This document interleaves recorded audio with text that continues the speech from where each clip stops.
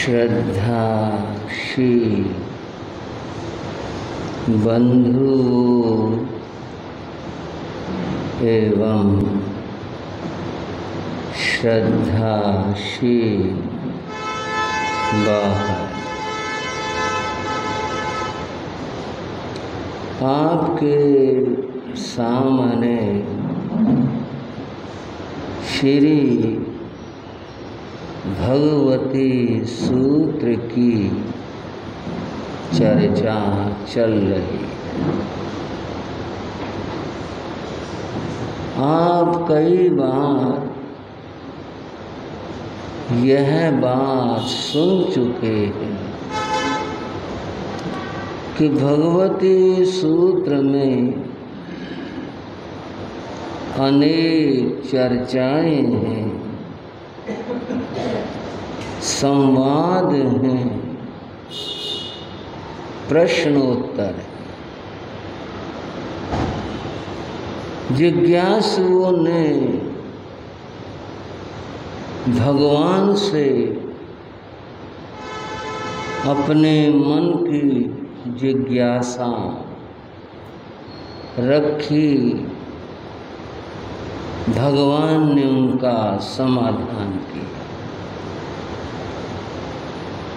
तो अनेक सारे विषय हैं, अनेक चर्चाएं। भगवती सूत्र में भगवान से किसी ने पूछा, भंतेणं कैर्या क्रिया पणत्ता। भगवान क्रियाएं कितनी होती? श्रावको प्रश्न को समझ लिया जाए, प्रश्न समझ में आएगा तो समाधान समझ आएगा। प्रश्न है क्रिया को लेकर, कई विहा क्रिया पणत्ता। भगवान क्रियाएं कितनी? भगवान ने कहा, पंच विहा क्रिया पणत्ता। क्रियाएं 5 होती।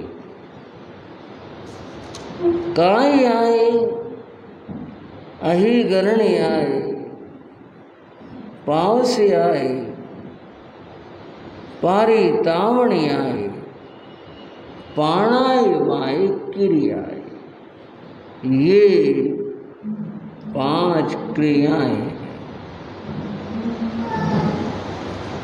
इनका थोड़ा थोड़ा अर्थ भी जान लें। कायाए, काया से की जाने वाली क्रिया, जो देह से, शरीर से की जाती है, ऐसी क्रिया। अब जितनी भी क्रियाएं हैं वे सारी की सारी देह से होती हैं या और भी होती हैं, वो मैं बताऊंगा। मन से भी, वाणी से भी होती हैं, पर यहाँ काया का जिक्र है। काया से की जाने वाली क्रिया अहिगरण्याय। जब काया से कोई क्रिया करने में व्यक्ति समर्थ नहीं होता तो वह किसी चीज का सहारा लेता। जब नहीं हो सका, उदाहरण के लिए कोई व्यक्ति गड्ढा खोदता। अब हाथों से खोदा जाना तो बड़ा मुश्किल है। अगर काम हाथों से हो जाता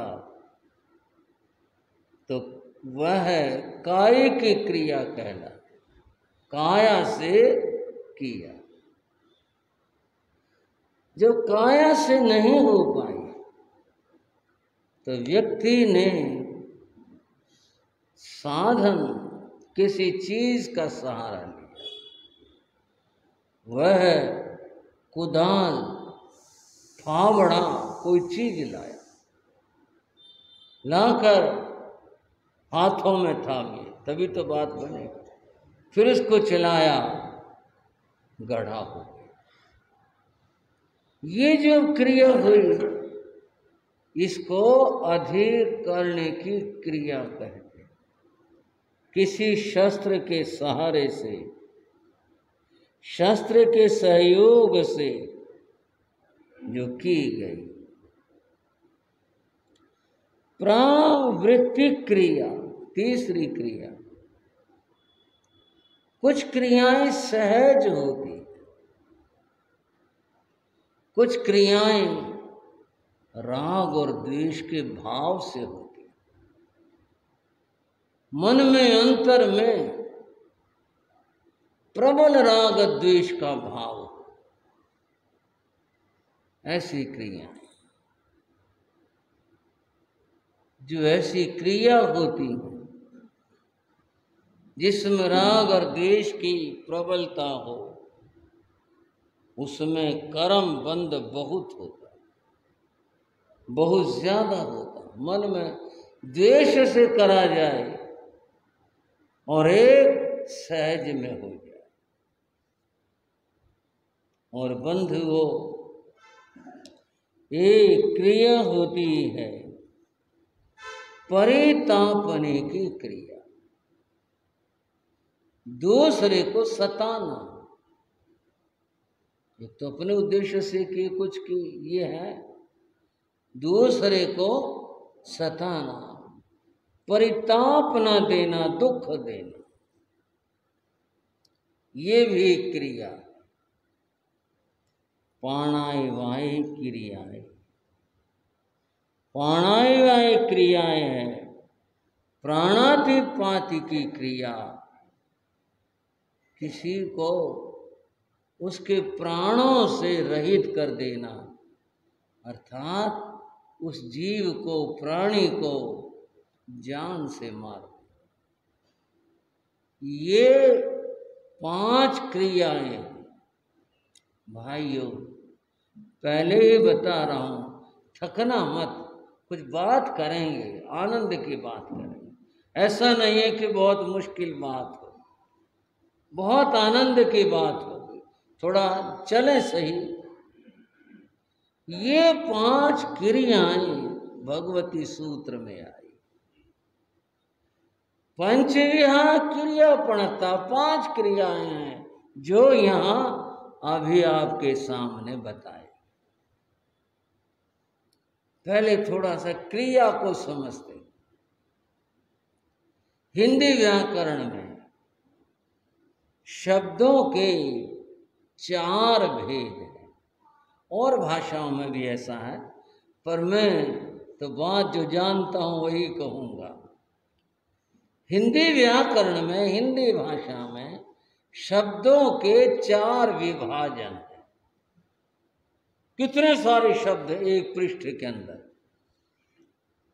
बहुत सारे गिनेंगे, बहुत सारे। किताब में तो पूछ रहे, एक पेज की बात कर रहा हूं, वो सबको छांटा जा सकता है। ये शब्द किस क्वालिटी का, ये किधर का, ये किधर का, वो सबको छांटा जा सकता है। और वो 4 ही भाग बनेंगे इसमें शब्दों के। और वो शब्द क्या होते हैं? वो शब्द होते हैं संज्ञा, सर्वनाम, विशेषण और क्रिया। आपके पढ़े हुए होंगे, पर अपने ज़माने में पढ़े होंगे।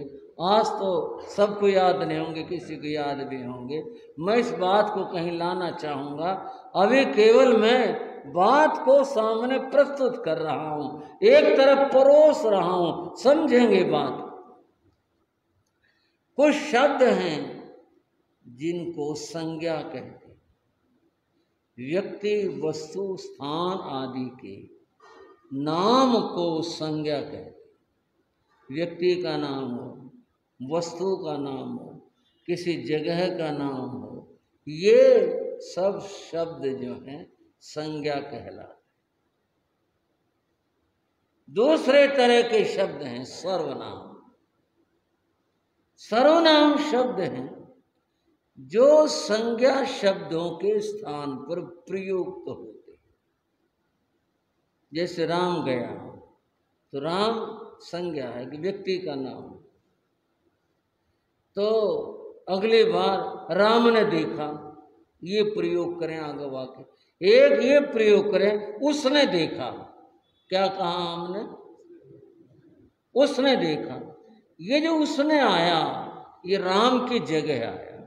एक शब्द को बार बार बार बार न दोहरा करके उसके स्थान पर कुछ और प्रयोग कर दिया जिसका अर्थ वही था, इसलिए उसको सर्वनाम कहते। पहले में राम का प्रयोग किया पहले वाक्य में, दूसरे वाक्य में राम की जगह उसने का प्रयोग किया। उसने देखा, उसने कहा, उसने ऐसा किया। ये शब्द सर्वनाम कहलाते। जो वस्तु की, व्यक्ति की, किसी की विशेषता को बताए उसको विशेषण कहते हैं। विशेषता बताने से उसकी पहचान होती है। जैसे यह कमीज लाल है, या लाल कमीज लाओ, हरी कमीज लाओ, ये वाक्य बोला गया। कमीज तो ठीक है, कमीज है, वो अपनी जगह संज्ञा है।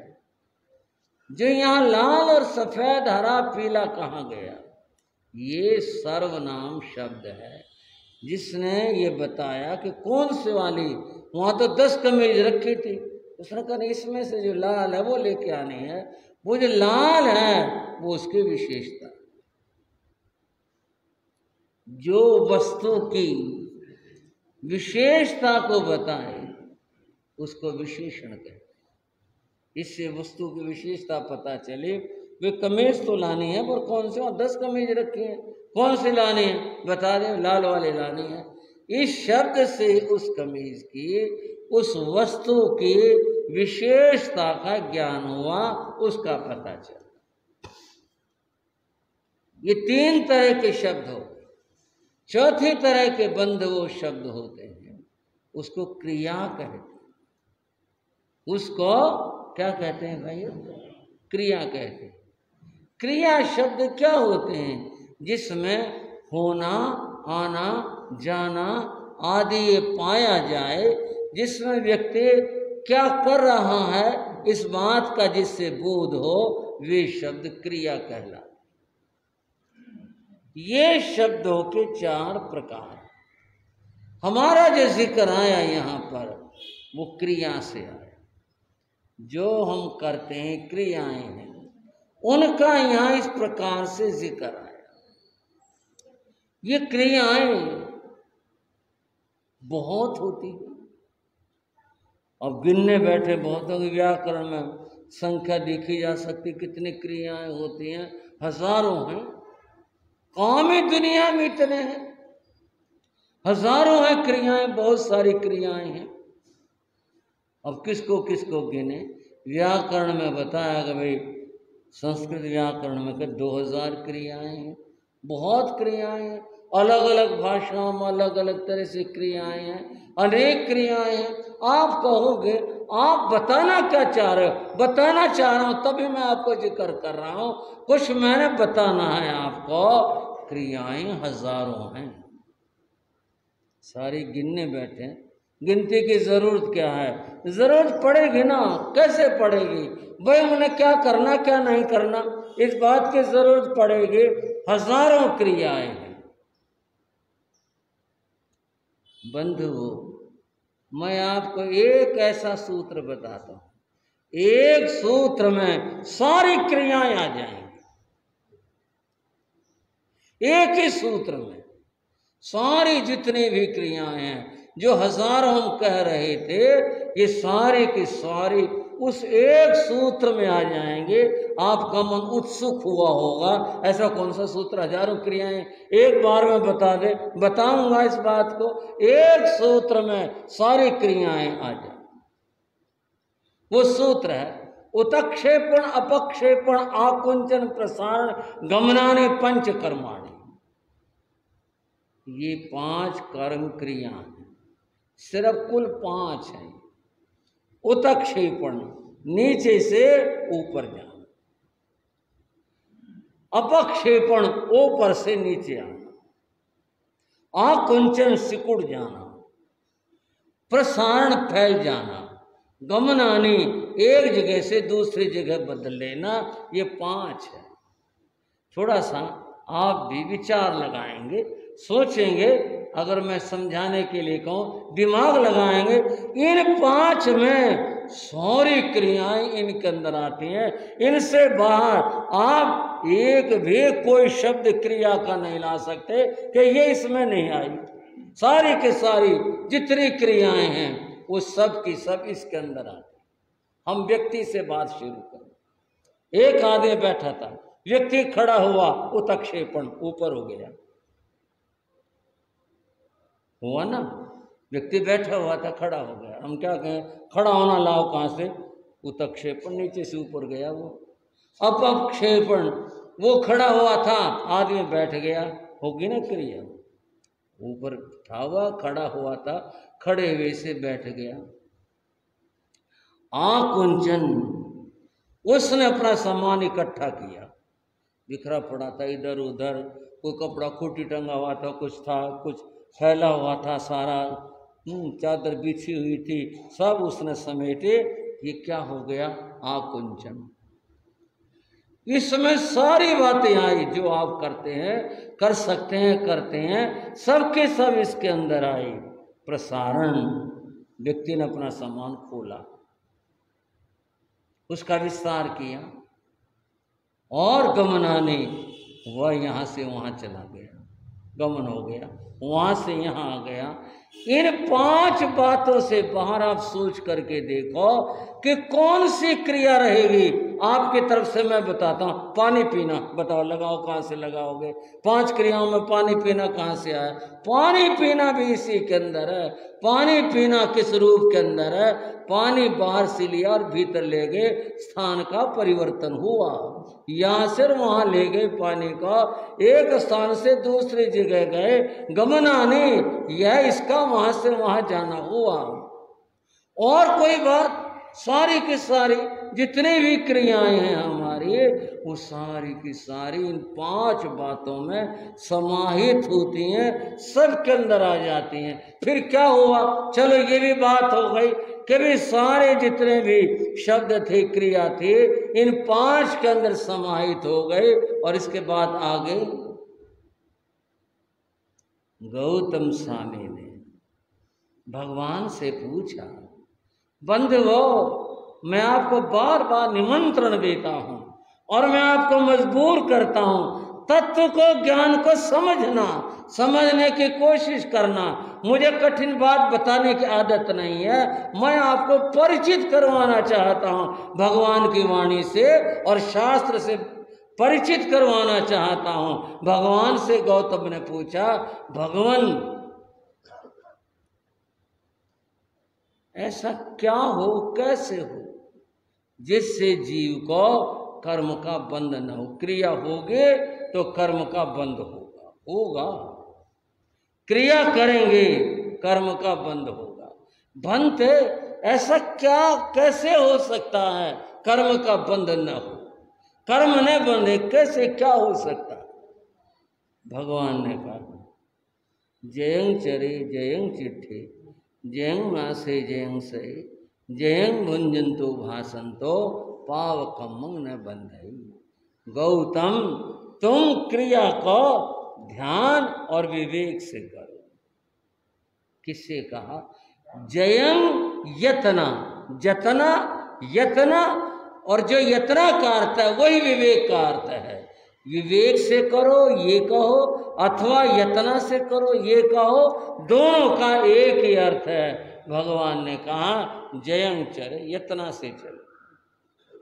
गमन आ गया यहाँ। अभी बात कह रहा था एक स्थान से दूसरे जगह जाना, गमन हो गया। जयं चरे, जयं चिट्ठे, यतना से खड़े हो एक जगह पर और यतना से बैठो।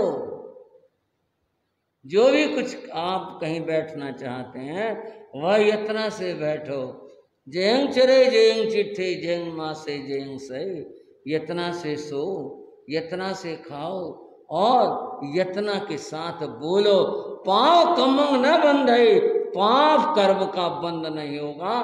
बंधुओं, एक बात के फैसले की तरफ जा रहे हैं और सुन लेना, जब कोई क्रिया की जाती है तब कर्मों का आगमन होता है, बंध होता है। लेकिन यदि विवेक के साथ में किया जाए कर्म का बंध नहीं। ये होता ही हमारे अयत्ना से है। अब क्या नतीजा निकालें हम कि क्रियाएं जीवन है तो क्रियाएं होती हैं, क्रियाएं करनी पड़ती हैं, क्रियाएं की जाती हैं और कर्म के बंध होते हैं। यदि यत्ना के साथ में करोगे कर्म का बंध नहीं होगा। एक कहानी की बात करते हैं। एक गुरु थे, एक उनका शिष्य था। दोनों ज्ञानी थे। शिष्य ज्ञानाभ्यास कर रहा था, काफी आगे बढ़ चुका था। गुरु ऊंचाइयों के ऊपर पहुंचे हुए थे, बहुत ज्ञानी थे। एक बार विहार करते हुए वे किसी नगर में पहुंचे। वहां नगर के बाहर बाग था, वहां ठहर गए। गुरु शिष्य ठहरे हुए थे। अब जब संत कहीं भी जाते हैं, ठहरते हैं, तो प्रवचन होता है, सत्संग उसे कहते हैं, वहाँ सत्संग होता है। लोगों को पता चला, लोग आने लगे, सत्संग भी होने लगा। थोड़े दिनों में साधु की महिमा फैली। बहुत ज्ञानी है, बड़े ज्ञान की बात बताते हैं, बहुत बड़े ज्ञानी है। नगर में ये चर्चा और महिमा फैली। बंधुओं, वहां का जो राजा था उसने सुना इस बात को। उसने सुना कि भी कोई बहुत ज्ञानी संत महात्मा आए हुए हैं। वो राजा दुखी था। आप कहोगे राजा और दुखी था, सुखी कौन होगा? पर सुन लो, वो राजा दुखी था। दुखी इसलिए था उसके कोई संतान नहीं थी। दुखी था। दुखी आदमी तो अपना समाधान ढूंढता, कहीं भी मिल जाए। भाई बीमार को तो चाहे कैसे भी हो दवा चाहिए। एक उर्दू के व्यक्ति ने कहा, हकीम और वैद यकसाहन।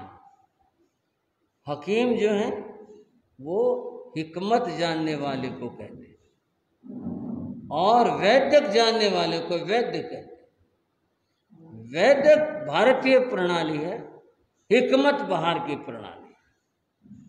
लेकिन कहा हकीम और वैद्य यकसां एक जैसे हैं। अगर तशखीस अच्छी हो, जांच अगर ठीक है ना, तो दोनों सही है। और जांच अगर ठीक नहीं है तो फिर दोनों का कोई फायदा नहीं। हकीम और वैद्य यकसां हैं। अगर तशखीस अच्छी हो, हमें सेहत से मतलब है, बनफ्शा हो या तुलसी हो। भारत में तुलसी का प्रयोग होता है, वैद्य लोग तुलसी का प्रयोग करते हैं और हकीम लोग बनफ्शा का प्रयोग करते हैं। बनफ्शा का काढ़ा, बनफ्शा का शरबत, बनफ्शा की पुड़िया, बनफ्शा की बातें। वो बनफ्शा, भाई चाहे बनफ्शा से आराम हो जाए चाहे तुलसी से हो जाए, हमें तो आराम से मतलब है, आराम होना चाहिए। इसलिए कोई चीज दे दो, आराम होना चाहिए। दुखी आदमी तो बस यही देखता है जब बरफ्शा मिले और चाहे तुलसी मिले, आराम होना चाहिए। राजा भी इस तलाश में रहा करता, कोई ऐसा ज्ञानी, कोई गुरु, कोई संत महात्मा, कोई और कोई फकीर जो दुख दूर कर। उसे पता चला कि बाग में साधु आए, चलो चलते हैं। राजा उन साधुओं के दर्शन करने के लिए चला। अब राजा लोगों का तो फिर लाव लश्कर साथ होता है, ऐसा तो है नहीं भी उठे और चल दिए, पांव पैदल ही पहुंच गए, ऐसा तो होता नहीं। राजा तो फिर राजा है, हाथी पर या बग्घी में उसमें जाएगा, ऐसे तो कैसे जाएगा। साथ में फिर अंगरक्षक होंगे, सैनिक होंगे और होंगे, पूरा ताम झाम साथ होता है। राजा इसी तरह से उससे जा रहा था। जब बाग के करीब पहुंचे तो ढोल बजने की, नगाड़े की आवाज हुई।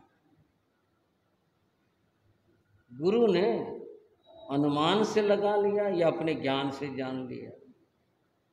उन्होंने अपने शिष्य से कहा, वत्स यानी शिष्य, बात सुन। बोले हाँ गुरु जी। बोले राजा दर्शन करने आ रहा है। बोले अच्छा जी, एक काम करना, इस राजा से बोलना मत, श्राव को बताओ भाई। एक तो ये कहना भाई राजा आ रहा, ध्यान से बोलिए, अच्छी तरह इसको उपदेश देना, इसको समझाना, कोई बात कहे तो उसका उत्तर देना। एक तो ये कहना, रे ये कह दिया इससे बोलना मत। अब शिष्य आज्ञाकारी था, उसने ये कुछ नहीं कहा कि जी क्यों नहीं बोलूं, क्या बात, राजा आ रहा है। उसने कहा तहत गुरुदेव, जैसे आपकी आज्ञा हो। वो अपने आसन पर जाके बैठ गए। थोड़ी देर में राजा बाग में आ गया। राजा की ओर आने की बात चल रही है। एक बात सुना दो चमत्कार की, दिखाने की नहीं, सुनाने की है। सुना, पंजाब में एक नगर है, गुरु महाराज योगी राज जी ने तो वो जगह देखी हुई है। सुनाम में तो हम भी गए, पर उनकी बात अलग थी। सुनाम में एक जैन यति रहा कर,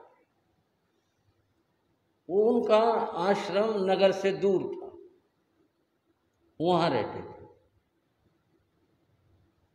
यति जी के पास नगर के लोग जाते थे दर्शन करने के लिए। जैन होते थे यति, पर उनमें फर्क होता था, वो साधुओं से नीचे कोटि के होते यति। एक दिन कुछ कम से लोग आए, 2-4 ही आए, और आते होंगे ज्यादा, आए नहीं, कम आए। यति जी ने सहज पूछ लिया, क्यों भाई क्या बात, आज भगत लोग कहाँ गए, आए नहीं आज।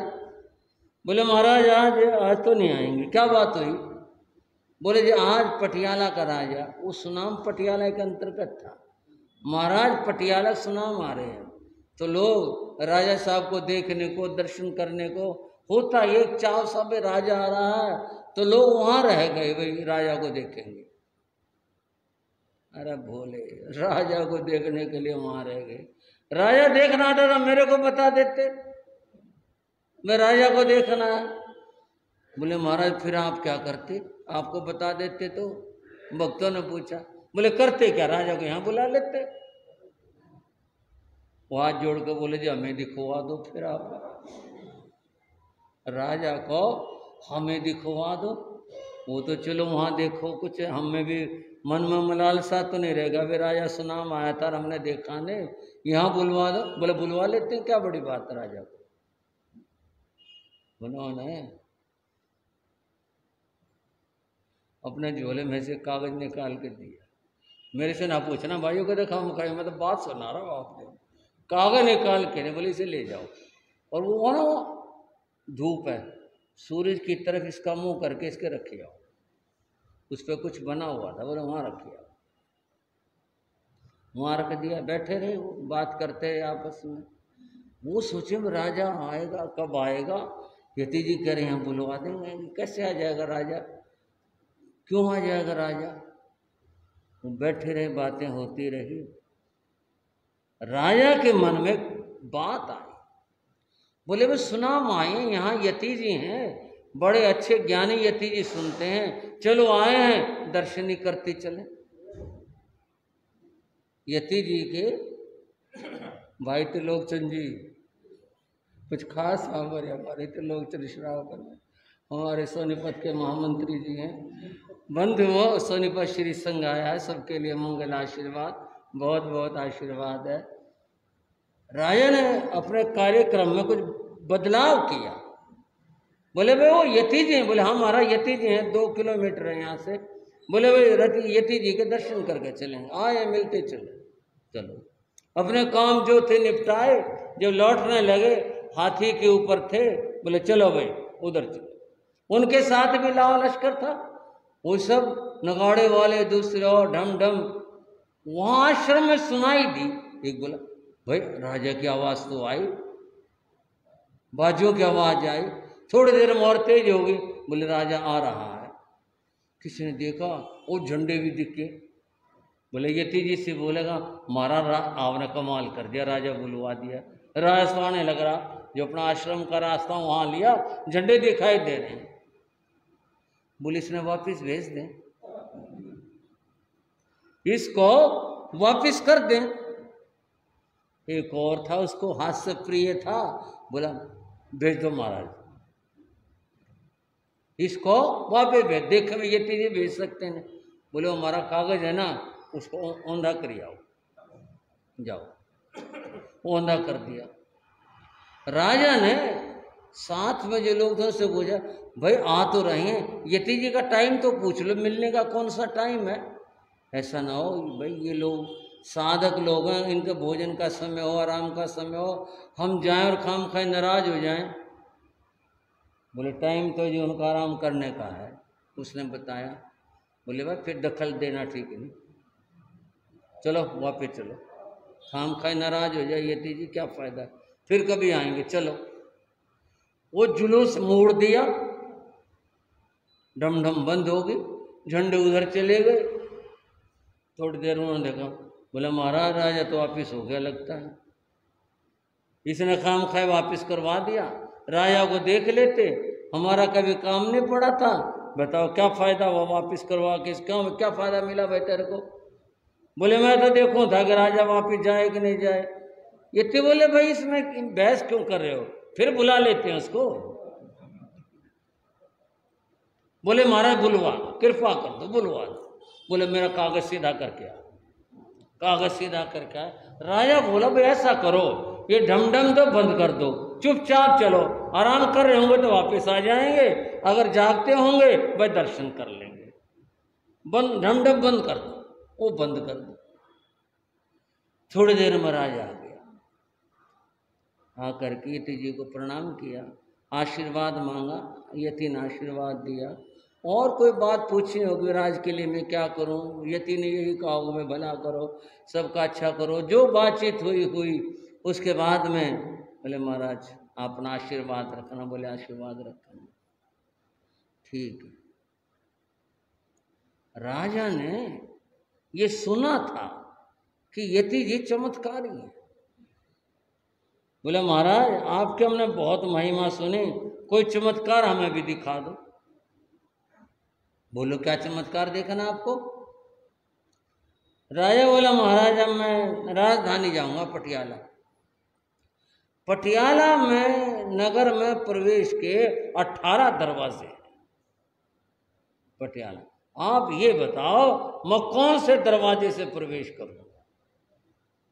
बोले ठीक मैं बता दूं, कुछ तुम कहोगा मैं इससे जाता ही नहीं, ऐसे थोड़े होगा। बोले कैसे होगा। बोले मैं लिख के देता हूं और वचन दे, जेब में रख ले कागज, कि नगर में जाने के बाद प्रवेश के बाद कागज खोलेगा, पहले कागज नहीं खोलेगा। और ये भी सुन ले अगर पहले खोल लिया तो ठीक नहीं होगा। बोला जी लिख दो। ये तीन कागज लिख, कागज कब लिखा, सनोरिया गेट के दाहिने ओर की दीवार को गिरवा करके और बिना दरवाजे के 19वां द्वार फोड़कर वहां से राजा अंदर जाएगा। ये लिख दिया। राजा ने तय करके कागज जेब में रख लिया। वो ठीक, जब पटियाला नजदीक आया, बोले भाई 18 दरवाजे, कोई तो लिखा ही होगा, 18 में कोई तो नाम होगा, हम जाते ही नहीं किसी दरवाजे से। सोनोरिया गेट वाली वो सड़क थी, बोले ऐसा करो ये दीवार गिराओ, दीवार गिरा के 19वां दरवाजा फोड़ो, इससे जाएंगे। क्या देर थी दीवार गिराने के अंदर, दीवार गिरा दी, हाथी जिससे गुजर जाए इतनी गिरा दी, और हाथी अंदर प्रवेश कर गया। जाते फट कागज खोला, देखे क्या लिखा, कोई तो नाम पाएगा, लिखा हुआ था सोनोरिया गेट के दाहिनी ओर के दीवार गिरवा करके राजा उससे प्रवेश करेगा। माथे को लगाया, बताओ उन ऋषियों की, इन मुनियों की, इन साधकों की महिमा अपरंपार होती है, बड़ी विचित्र होती है।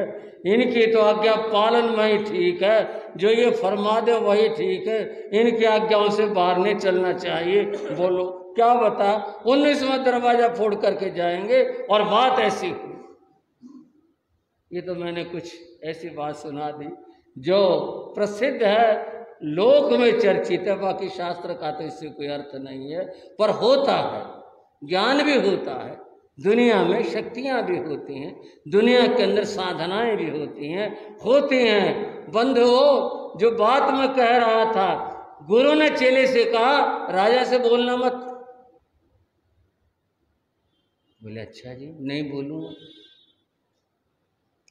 गुरु बैठ गए, राजा आया, वंदना करी, नमस्कार किया, बहुत नाम सुना जी आपका, फिर मेरे मन में आया दर्शन करने गुरु के, बड़ी कृपा है जी आपकी, तो बड़ी महिमा सुनने में आई। राजा अपनी बात कह ही जा रहा था, और साधु ने हाथ तक नहीं भरे, अच्छा भाई कुछ कहा हो। गुरु ने चेले की तो बात बंद कर दी, गुरु बोले ही नहीं। बोले महाराज और कृपा करो, दीन दयाल आप तो कृपा निधान हो, कुछ दया करो मेरे ऊपर। बोले ही नहीं।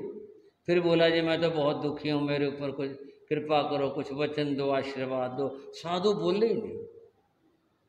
राजा बोल बोल कर तंग हो गया, बोले भाई हद होगी, एक शब्द भी साधु ने कहा ही नहीं।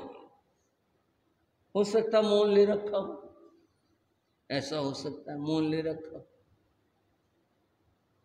हम थे त्रिनगर में, गुरु महाराज का चातुर्मास था, गुरु जी महाराज का। उस दिन था सोमवार, और मैं कोई काम था, पर्ची लिखकर गुरु जी के पास लाया। आगे बैठे थे भाई, वो एक अजैन परिवार था, तो मैंने वो गुरु जी को पर्ची पीछे से दी। गुरु जी ने कहा ठीक है, ऐसे कर, इशारा कर दिया। मैं वो बहन क्या बोली, ये गूंगे भी होते हैं इनमें? उसको पता नहीं था, बोले इनमें गूंगे भी होते हैं। भाई जिसकी जितनी जानकारी होगी उतनी तो बात होगी, यूं ही होता है मामला। उसने सोचा भाई इनका मौन हो गए, बोलते नहीं होंगे, क्या बात होगी, चलो वो दूसरे वाले महात्मा से उनसे बात करते हैं।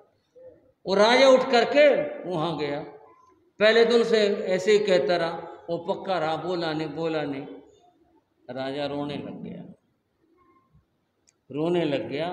उसकी रुलाई को देख करके उस साधु का हृदय पिघल गया, और वो गुरु की आज्ञा को, शिक्षा को भूल बैठा। बोला नहीं, रोया नहीं करते, आधा काम तो बना। वो बोलना तो शुरू किया, मैं रोया नहीं। बोले महाराज मैं बहुत दुखी हूँ। बोले देखो ऐसा ही होता है, कोई बात नहीं, और आदमी को उम्मीद रखनी चाहिए, आशा रखनी चाहिए, कोई बात नहीं, घबराते नहीं है, उम्मीद भी पूरी हो जाती है, आशा भी पूरी है। हाँ महाराज आपकी बड़ी कृपा, मेरी आशा पूरी हो जाए। वो तो माथा टेक रुक गया। गुरु ने देख लिया था भाई चेला बोल रहा है, गुरु ने बोला, बोले तुम उससे बात करी? बोला हाँ जी बात होगी। वो रोने लग गया, मेरे को दया आ गई, इसलिए मैं बोल पड़ा। तूने बहुत गलत किया। तो क्यों बोला?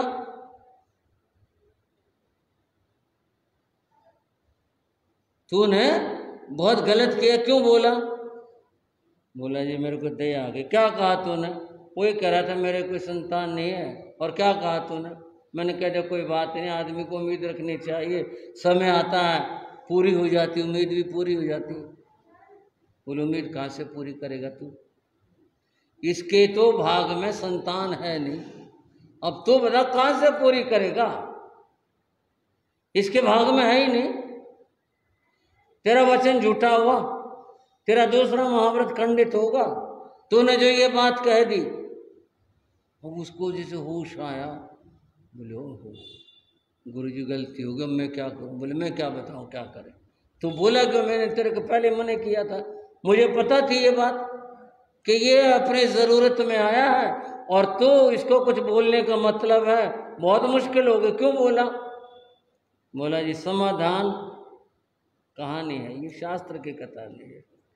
गुरु बोले समाधान ये है, तो निदान कर कि मेरी तपस्याओं का फल हो तो मैं राजा के पुत्र के रूप में जन्म लूं, तब तो तेरा छुटकारा है, नहीं तो तेरा संसार और बढ़ेगा। बोले ये तो मेरा एक जन्म फालतू होगा। बोले तू बोला क्यों? तूने किया ही ऐसा है। आखिर उसने ये काम करना और प्रतिज्ञा कर ली, फिर उसने संतारा कर लिया, काल धर्म को प्राप्त हुआ, राजा की रानी के यहाँ उसने पुत्र के रूप में जन्म लिया। जन्म हो गया, बड़ी खुशी मनाई, राजा बड़ा खुश था। भाई महात्मा ने वचन दिया था, पूरा हो गया, बहुत खुशी मनाई, बहुत कुछ हुआ। और लालन पालन पोषण सब, बच्चे की उम्र आई, जब बच्चा तुतलाना शुरू करता, बोलना शुरू करता है, और कुछ बड़ा हुआ, सारी बात ठीक, बच्चा बड़ा सुंदर संपूर्ण, सारे अंग सब कुछ, पर वो बोले नहीं किसी से। किसी ने कहा और बोल लेगा, और साल 6 महीने बोल पड़ेगा, बोले नहीं। फिर डॉक्टर वैद्यों को दिखाना शुरू किया, बोले जवान तो ठीक है, इसके गला भी ठीक, पर बोलता क्यों नहीं? बोले ये नहीं पता क्यों नहीं बोलता। आखिर और बड़ा हो गया, बोला नहीं। न बोलने का कारण उसको जाति सुमरण ज्ञान था। बोले मैंने बोल करके न अपना एक जन्म जो बढ़ा लिया, इसलिए बोलना ही नहीं, दुनिया में नहीं बोलना ही नहीं। और बड़ा हो गया, यो अवस्था के दरवाजे पर पहुंच गया। राजा निराश हो गया, ये बोलेगा नहीं तो गूंगा, बेटा तो मिला पर गूंगा मिला, गूंगा है ये, सब ऐसा रहा। ऐसी थी बात। एक दिन की बात, मंत्री बोला राजा से, महाराज कहो तो राजकुमार को जंगल की सैर करवा लाऊं। बोला हमें ले जाओ, बाकी क्या करें, बोलता तो है नहीं तो हम भी जाते, 2-4 बात करते बेटे से, तू ले जा, क्या पता तेरे संग सास से कुछ इसमें कोई लहर आ जाए, कोई बात हो जाए। वह ले गया। जंगल में घूम फिर रहे थे। राजकुमार तो पूर्व जन्म का ज्ञान होने से परम सात्विक चुपचाप बैठा हुआ था। उसके साथ में सैनिक भी थे, सैनिकों के पास हथियार भी थे। एक सैनिक के पास तीर कमान था। कहीं से एक पक्षी बोला और उस सैनिक ने उसको निशाना बना दिया, बाण छोड़ते उसको लगा, धड़ाम से नीचे आया। नीचे आया, पक्षी तड़पा। राजकुमार को बहुत दुख हुआ, उसने अपने आंखें देखा, ये क्या काम कर दिया। उसको तड़पते देख करके उस राजकुमार के मुख से एक वचन निकला, मैं बोला मैं मरा और तू बोला तू मरा। बात बोलने की थी, अगर तू ना बोलता और भी तो पक्षी थे और कोई निशाना नहीं बने, तू बोला इसलिए तू मरा। मंत्री ने ये बात सुन ली, बोले वे राजकुमार को बोलना तो आता है, इसको बोलना आता है, ये तो जानबूझ के नहीं बोल रहा। वापिस आए, आते उसने तो खुशी खुशी में आकर के राजा को ये बात कह दी कि महाराज एक बहुत बड़ी खुशखबरी है। क्या है? बोले राजकुमार बोलता है। बोले सच में? बोले हाँ जी मैंने सुना बोलता है। नहीं तुम झूठ कह रहे हो। नहीं महाराज मैंने सुना, मैंने बोलता है, अच्छी तरह से बोलता है। बोले बोल के दिखाओ।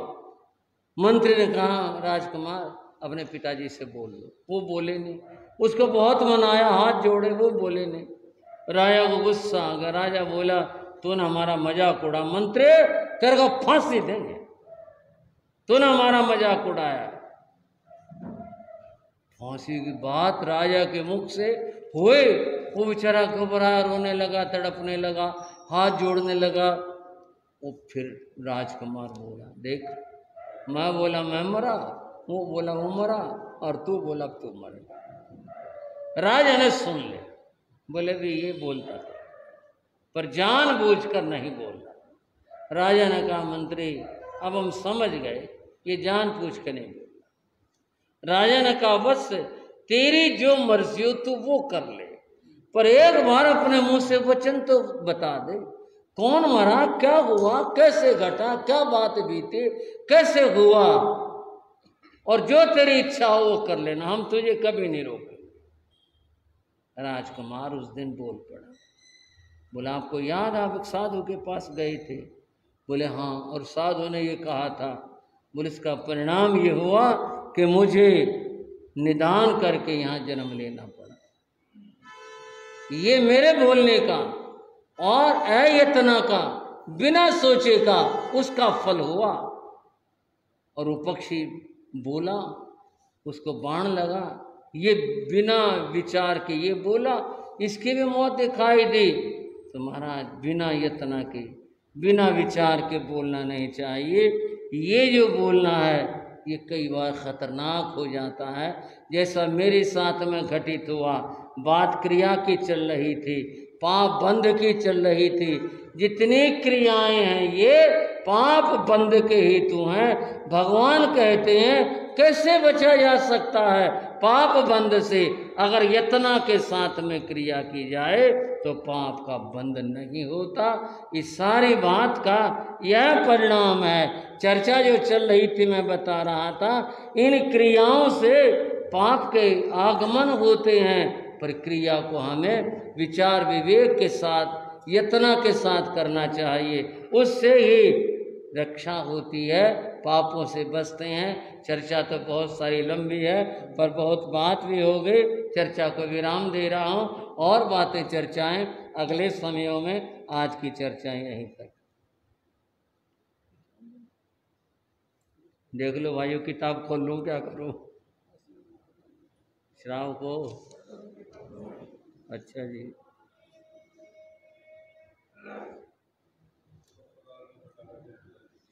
जिन शासन गौरव गाते हैं, जिन शासन गौरव चरणों में शीश झुकाते हैं, चरणों में शीश झुकाते हैं, जिन शासन गौरव गाते हैं, जिन शासन गौरव। श्री समुद्राचार्य मंगूधर्म, श्री समुद्राचार्य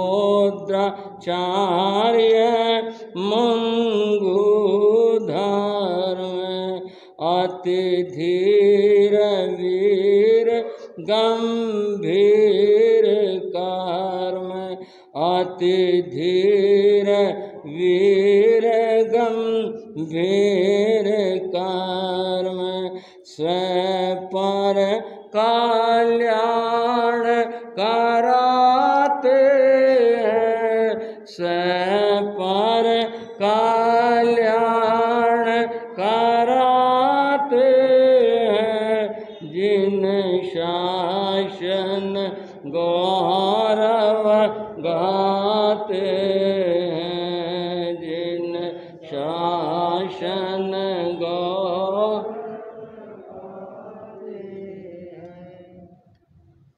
जैनाचार्यों की गौरव गाथाएं, उनकी चर्चा चल रही है और आप उसे श्रवण कर रहे हैं। पीछे हमारी चर्चा श्यामाचार्य की। किनकी थी भाइयों? श्यामाचार्य की चर्चा थी। कितनी बड़ी बात हुई, आपके स्मृति में होगी। इंद्र जिनके दर्शन करने के लिए आया और जिनके लिए तीर्थंकर भगवान सिमंदर स्वामी ने कहा कि भरत क्षेत्र के श्यामाचार्य जो मैं निरूपण करता हूं वह वैसा निरूपण कर सकते। इस बात को सुनकर इंद्र उनके पास आए थे। कथा तो आपने सुन ही ली, अब कुछ आगे चलते। कई आचार्यों के चरित्र संक्षिप्त हैं, कई आचार्यों के चरित्र विस्तृत हैं, कईयों के जीवन में कुछ विशेष घटनाएं। आचार्यों की इस परंपरा में एक आचार्य हुए, उनका नाम आचार्य मंगू था।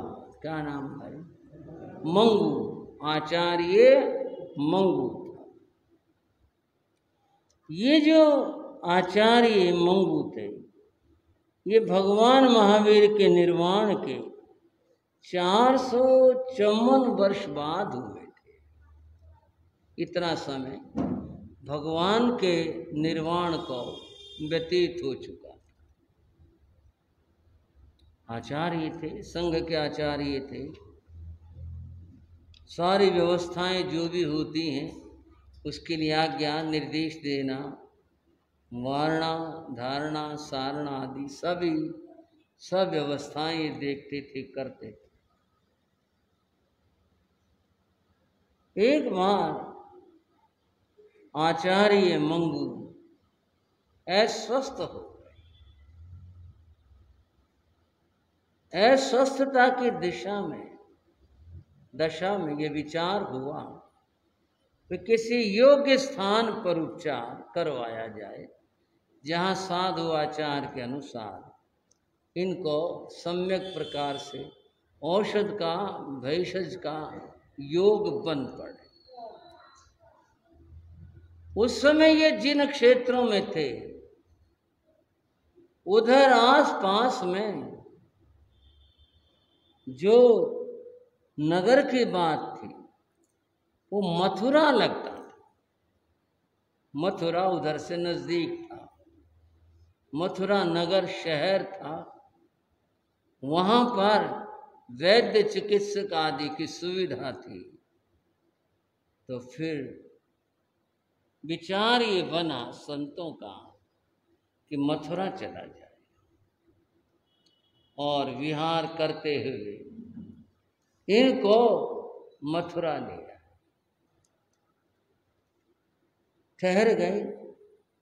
मथुरा में जैन धर्म के बहुत अनुयायी थे, था एक समय बहुत अनुयायी थे। सम्यक उपचार चला, रोग ठीक हो गया, शांत हो गया। बीमारी जब ठीक हो गई, अब तो रहने का ठहरने का कोई प्रसंग ही नहीं रहा। पर गुरु ने, आचार्य मंगू ने विहार नहीं किया। शिष्यों ने कहा, गुरुदेव कृपा करो, विहार करो, यहाँ बहुत दिन हो गए, आपका स्वास्थ्य भी ठीक है। बोले नहीं, अभी और होने दो, ऐसा ना हो, चलें फिर स्वास्थ्य खराब हो जाए, अभी जो है अभी और ठहर गए। फिर शिष्यों ने कहा, गुरुदेव अगर आपका भाव यहाँ अभी रुकने का, ठहरने का है तो आप हमें आज्ञा दे दो, हम विचरण कर लें और जब आपकी आज्ञा होगी सेवा में आ जाएंगे। बोले ठीक है, तुम जाओ। कुछ शिष्य चले गए, कुछ रह गए, बाद में कुछ और चले गए। अंत में एक शिष्य रह गया। उसने ये देखा कि अब गुरु प्रमाद में चले गए। प्रमाद का अर्थ केवल आलस्य नहीं होता। प्रमाद का अर्थ है आत्मा और संयम के विपरीत प्रवृत्ति। उसको प्रमाद कहते हैं। बोले अब गुरु को संयम का ख्याल नहीं, अब तो ये सुखशील हो गए, इनको चाहिए सुख के साधन, भोज में भी आसक्ति हो गई और भी शरीर को सुख देने के साधन, तो ये तो ठीक नहीं। उसने भी कहा गुरुदेव कृपा करो, अपने संयम के प्रति सजग होते हुए हमें अपने जीवनचर्या चलानी है। बोले चलती रहेगी, अब कहीं जाने का मन है नहीं, यही ठीक। और आर्य मंगू की कथा यह है, उन्होंने विहार नहीं किया, वे उस अपने सुख साधनों में रहते हुए, वहाँ उनकी प्रभु सेवा थी, भक्ति थी, सब बातों का सब तरह से आनंद था, वहीं रहे, विहार नहीं किया। और जो एकमात्र शिष्य था वह विनय के कारण से रहा, लेकिन वो प्रार्थना करता था। जीवन तो जीवन है, इसका दूसरा सिरा तो सभी जानते हैं, मृत्यु। एक दिन समय आया जब आर्य मंगू का जीवन पूर्ण हो गया। आलोचना नहीं की कि जीवन में कोई दोष पाप लगा उसकी आलोचना कर लें। संथारा भी नहीं आया, वो भी नहीं हुआ, बस यही था मेरा और उपचार करवा दो, अब मेरा ऐसा कर दो। इस सब में उनका जीवन पूर्ण हो गया। जीवन पूर्ण होने के बाद अब जो गति होगी वह तो अपने कर्मानुसार होगी, जैसी करनी है उसी के अनुसार गति होगी। उनकी गति हुई, वे मर करके देव गति में तो गए, पर यक्ष कोटि में चले गए, जो बहुत ऊंची नहीं मानी जाती। वहां चले गए, उपयोग लगाया, देखा मैं कहाँ से आया हूँ, जाना, अब दुख हुआ कि मैं प्रमाद में आ गया, प्रमाद के कारण से मेरा ये स्थान बना। अगर मैं अपने संयम में दृढ़ रहता तो ऐसा नहीं। बंधुओं, एक बार उनके शिष्य कहीं से विहार करते हुए आ रहे, गर्मी का समय, बहुत गर्मी थी, संतों को प्यास लगी, अत्यंत प्यास लगी। कहीं से पानी की व्यवस्था, कोई झोंपड़ी, कोई जगह, कोई चीज ऐसी, भाई जैसे पानी नहीं मिले तो कहीं पर लस्सी मिल जाती है, साधु आचार के अनुसार कुछ योग, कुछ नहीं बना। उनमें से कुछ साधुओं का मन शिथिल हो गया, बोले वे आज तो इतनी प्यास है गला सूख जाएगा, और इतना नहीं, क्या पता क्या घट जाए। संतों ने एक तालाब देखा, तालाब देखकर उनके भाव विचलित हो गए। बोले वे एक बार पानी पी लें, आगे प्रायश्चित ले लेंगे, जबकि साधु को ये भाव आना नहीं चाहिए। ऐसा भाव आया, कुछ साधुओं ने कहा बिल्कुल गलत, बिल्कुल भी ये बात सोचने भी नहीं लेना तो दूर रहा, विचार भी नहीं करना, कुछ परीक्षा सहन नहीं कर सके। उन्होंने कहा भाई हमारे से परीक्षा सहन नहीं हो रहा, हम क्या करें। और उन्होंने अपने कदम तालाब की ओर बढ़ा दिए, जो भी थे दो चार, जिसका भी भाव बना था। उधर से यक्ष मंगू उसका गुजरना हो रहा था। उसने साधुओं को देखा, देखते हर्ष हुआ, क्योंकि पूर्व जन्म में साधु थे, हुआ कि मैं इनको वंदन करने चलूं।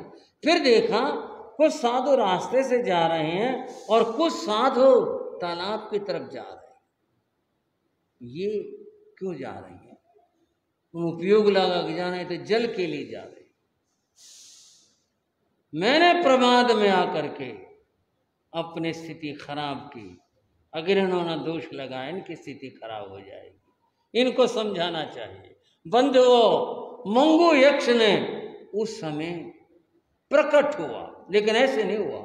वह पानी में एक यक्ष का रूप बना करके बड़े बड़े बाल, बड़े बड़े दांत और इतने सारे जीव बाहर निकाल ली और ऐसे भयंकर रूप में खड़ा हो। उसको देखा, वो साधु एकदम भयभीत हुए और पीछे हटे। मंगू बोला, तुमने मुझे पहचाना नहीं? साधु डर गए, बोले नहीं। अरे तुम नहीं पहचानते? मैं बताऊं कौन हूं? मैं तुम्हारा गुरु हूं। हमारे गुरु तो आचार्य मंगू थे। बोले मैं वही हूं, मंगू हूं। तुम इस रूम में कैसे आ गए? अपनी लंबी जीभ दिखा के बोले इसकी वजह से आ गया। बंधुओं, कथा विचित्र है पर शिक्षा है। उसने कहा मैं इसकी वजह से आ गया। बोले इसकी वजह से कैसे आए? बोले मैं खाने का लोभी हो गया था, मैं प्रमादी हो गया था, मैं सुख की तलाश करने लगा था, इसलिए मैं संयम से विचलित हुआ। और तुम विचलित हो रहे हो संयम से। मेरी दशा को देखो, मैं क्या से क्या हो गया और तुम संयम विपरीत प्रवृत्ति कर रहे हो। हाँ, हमारे मन में ऐसा भाव आया। अब वो समझे, उनका तस्में छा में दुकड़म करते हैं। हम इसके लिए प्रायश्चित लेंगे, हम इसका सेवन नहीं करेंगे। मंगू ने तब संत भक्ति की। संत भक्ति कैसे? अपना वो रूप छोड़ करके वह सामान्य जो एक रूप होता उसमें आए और बोले आओ, अब तो आप गुरु हो, आओ गुरुदेव, मैं आपको आहार की पानी की दलाली करवाता। मैं खुद नहीं दूंगा क्योंकि ये कल्प के विरुद्ध है, देव के द्वारा लेना नहीं है, लेकिन मैं आपको दिलवाता हूँ। चलो थोड़ी दूर के ऊपर योग है, आप नहीं देख रहे, मैं देख रहा हूँ, वहाँ चलो। वह ले गया, संतों को आहार पानी दिलवाया। कहते हैं इस संत सेवा से मंगू यक्ष की बहुत कर्म निर्जरा हुई और मंगू यक्ष ने अपने जीवन में संत सेवा का कार्य बहुत बार किया। मंगू यक्ष की कथा बताती है कि साधुओं को कभी प्रमाद में नहीं जाना चाहिए। प्रमाद जीवन को विचलित कर देता है। प्रमाद छोड़ करके संयम साधना करनी चाहिए। यही सच्चा धर्म है, यही मार्ग है।